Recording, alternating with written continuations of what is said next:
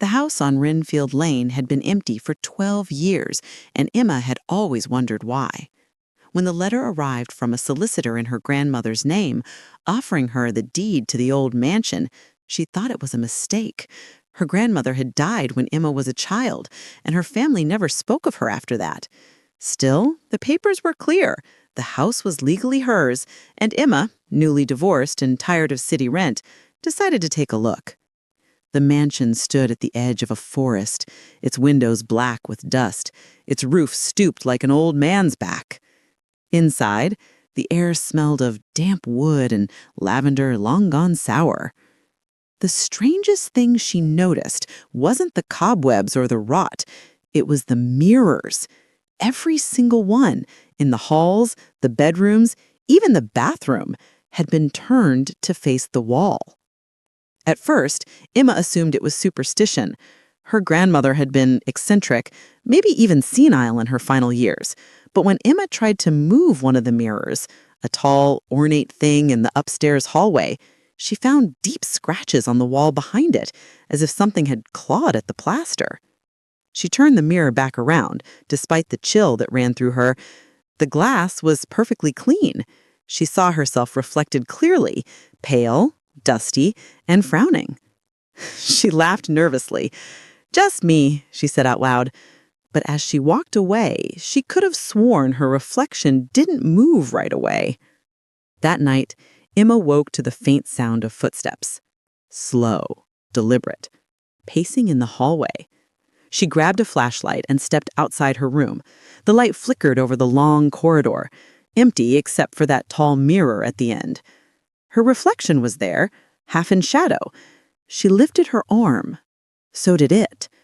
But when she turned off the flashlight, she heard it again. One more step, closer this time. The next morning, she found the mirror had shifted. It wasn't perfectly parallel to the wall anymore. It was turned just slightly, facing her bedroom door.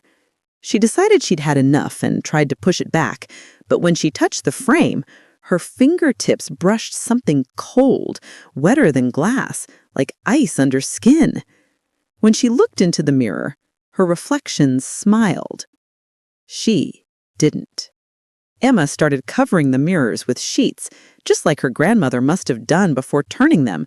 But each morning she found the sheets pulled down, crumpled on the floor. She called a locksmith thinking she'd change the locks, maybe even sell the house. The locksmith never showed. That night, the lights went out. In the dark, the sound came again. Soft breathing, right outside her door. Turn around. She didn't. Emma packed her bags. She was leaving, no matter what. But as she walked down the hall, she froze. The mirror at the end, the tall, ornate one, was facing her again, perfectly centered.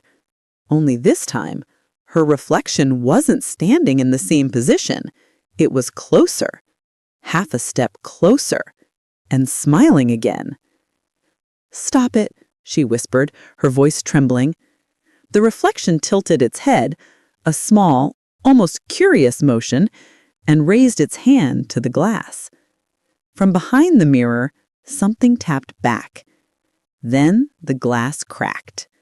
The realtor who came a week later found the house empty, dust everywhere, furniture untouched, and a strange chill that clung to the hallways. Only one thing was different. The tall mirror at the end of the hall was clean again. And if you looked closely, very closely, you could see the faint outline of a woman's hand pressed against the inside of the glass.